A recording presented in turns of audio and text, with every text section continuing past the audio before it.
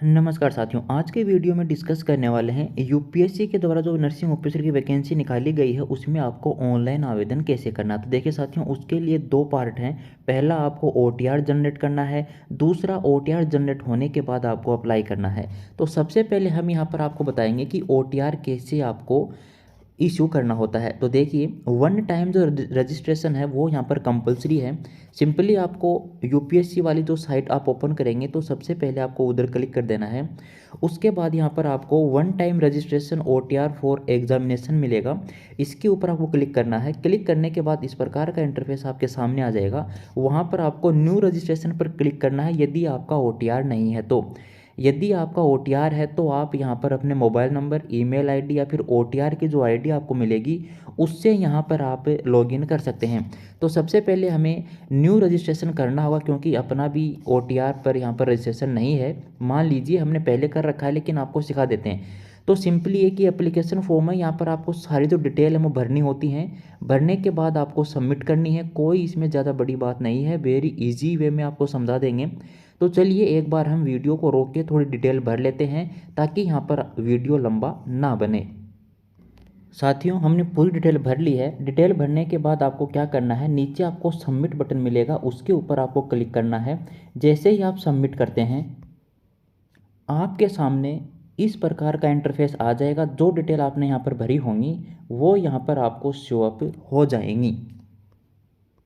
उसके बाद यदि आप इसमें कोई करेक्शन करना चाहते हैं तो आप अपडेट या फिर चेंज हेयर पर क्लिक करेंगे। अगर आपको लगता है कि जानकारी सही है तो आई एग्री पर आपको क्लिक करना है।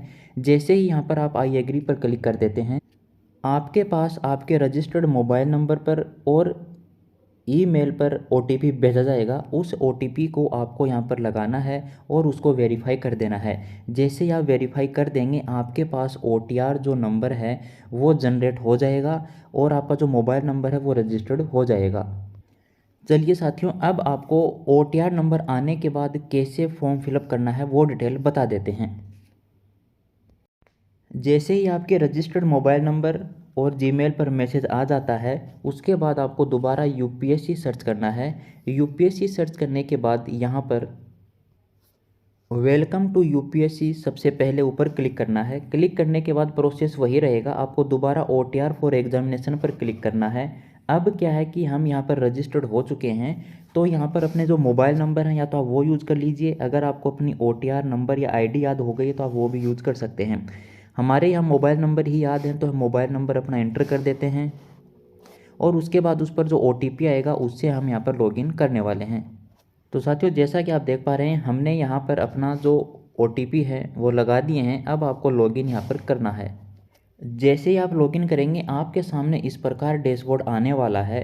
वहाँ पर आपको सभी चीज़ें देखने को मिलेंगी। आपका कोई latest DF, latest notification, application का स्टेटस क्या है, आपने पहले कोई एप्लीकेशन भरा है क्या, आपकी प्रोफाइल आप देख सकते हैं। अपडेट या फिर एडिट का जो ऑप्शन है वो भी आपको यही मिलेगा। यदि आपको मान लीजिए कल को लगता है कि आपके फॉर्म में कोई गलती हो गई है तो आपको इसी प्रकार से लॉगिन होना है।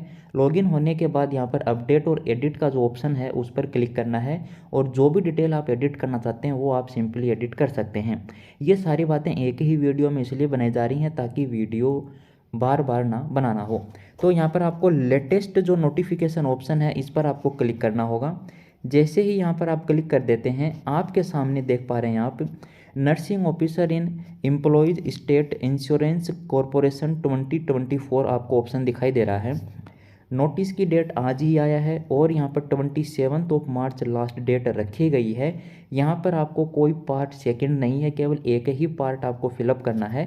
तो यहाँ पर आपको क्लिक हेयर फॉर पार्ट 1 के लिए क्लिक करना है। अलग भी वैकेंसी है, ये दूसरी वैकेंसी है, उसके लिए आपको अप्लाई नहीं करना है। अपने को यहाँ पर नर्सिंग ऑफिसर की वैकेंसी के लिए अप्लाई करना है। तो यहाँ पर हम simply click here for part first के लिए करने वाले हैं। उसके बाद ये कुछ बातें हैं जो आपको समझनी है तो आप समझ सकते हैं, पढ़नी है तो आप इसको पढ़ भी सकते हैं। इसके अलावा यहाँ पर आपको नीचे आने के बाद थोड़ी जो बातें हैं वो आपको ध्यान में रखनी है। जैसे आपका, जैसे मान लीजिए जो फ़ोटो है वो यहाँ पर पीडीएफ फाइल होना चाहिए, 300 केबी से ज़्यादा नहीं होना चाहिए और 20 केबी से कम नहीं होना चाहिए। इसके अलावा जो आप यहाँ पर अपना सिग्नेचर करने वाले हैं वो साथियों यहाँ पर 20 केबी से कम नहीं होना चाहिए। ये थोड़ी थोड़ी जो बातें हैं वो आपको ध्यान में रखना होगा। इसके अलावा जो आप अपना थंब इम्प्रेशन भी यहाँ पर जो लगाने वाले हैं, स्कैन करेंगे साथियों, या फिर अपना जो भी आईडी प्रूफ यहाँ पर आपको लगाएंगे, उसका भी जो साइज़ है वो यहाँ पर आपको मेंशन कर दिया गया है। तो चलिए यहाँ पर अपन सिंपली नीचे चलते हैं और आपको यहाँ पर लगाना है कि हमने ये सब कुछ पढ़ लिया है। यस पर आपको क्लिक करना है।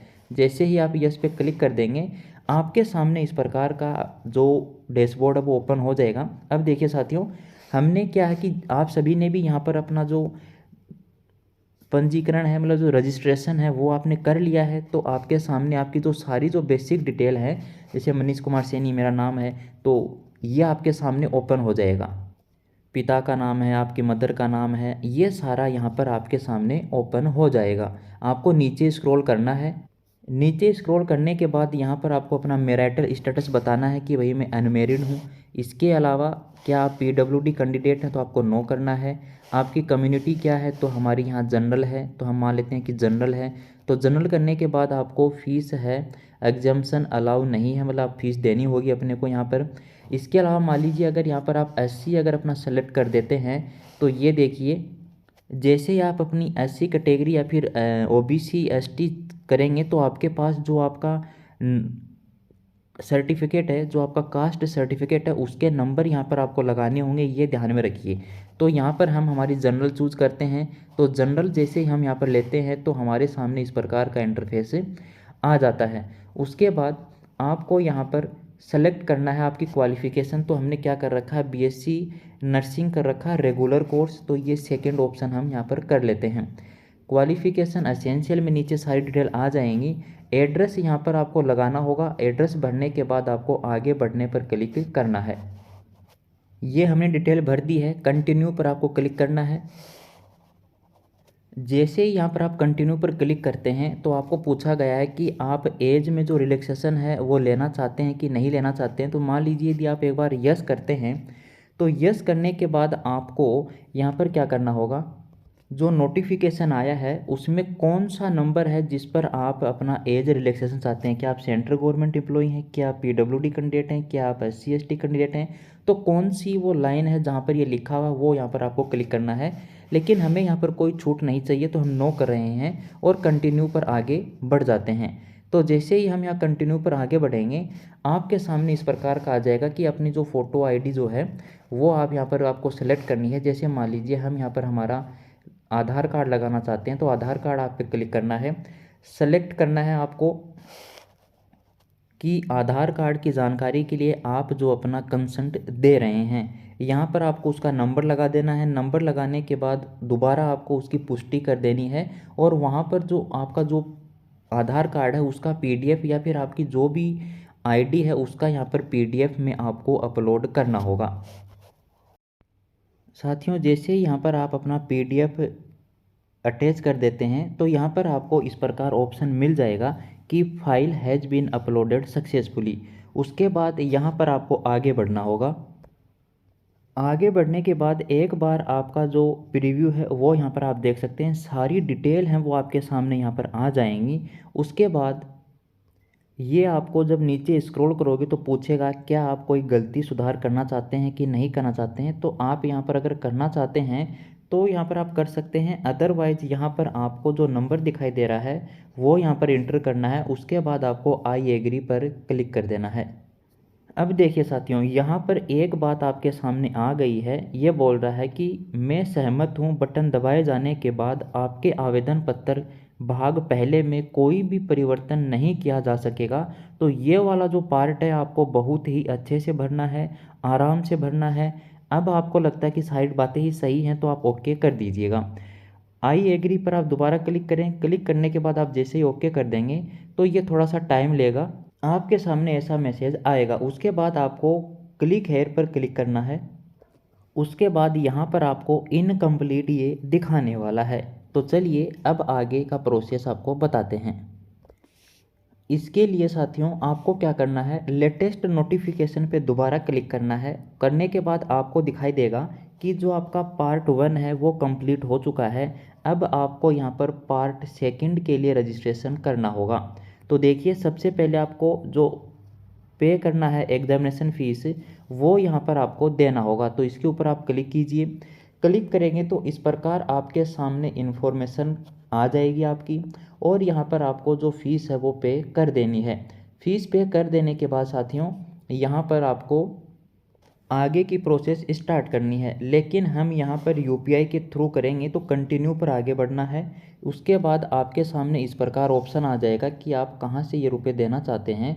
तो यहाँ पर आपको क्या करना होगा, यूपीआई पर क्लिक करना होगा। जैसे ही यहाँ पर आप यूपीआई पर क्लिक कर देते हैं तो आपके सामने इस प्रकार का इंटरफेस आने वाला है। वहाँ से आप अपना पेमेंट कर दीजिए। आपकी जो यूपीआई जो आईडी है वो यहाँ पर एंटर कीजिए और आप फीस दे दीजिए। जैसे ही आप ऑनलाइन फ़ीस दे देंगे आपके सामने आ जाएगा your transaction status is successful, यहाँ पर क्लिक कर देना है। ये आपको अपने आप 15 सेकंड में वहीं लेके आ जाएगा जहाँ से आप पेमेंट करने गए थे। अब देखिए यहाँ पर आपको दिख रहा होगा कि हमारा जो पेमेंट है वो हो चुका है। तो पेमेंट होने के बाद अब आपको आगे कंटिन्यू बढ़ना है। कंटिन्यू के बाद आपका जो नेक्स्ट पार्ट है यहाँ पर अपलोड फोटोग्राफ एंड सिग्नेचर पर आपको क्लिक करना है। ये प्रोसेस कंप्लीट करने के बाद आपको अपने सेंटर सिलेक्शन और एग्रीगेशन दे देना है। तो देखिए यहाँ पर अपलोड फोटोग्राफ वाला जो क्लिक करेंगे आप, तो यहाँ पर आपको अपना एक तो क्या करना है, फ़ोटो लगाना है और एक आपका सिग्नेचर लगाना होगा। ये दोनों लगाने के बाद आपका जो नेक्स्ट है सेंटर, जैसा कि आप देख पा रहे हैं हमने यहाँ पर अपलोड कर दिए हैं। उसके बाद आपको इमेज अपलोड पर क्लिक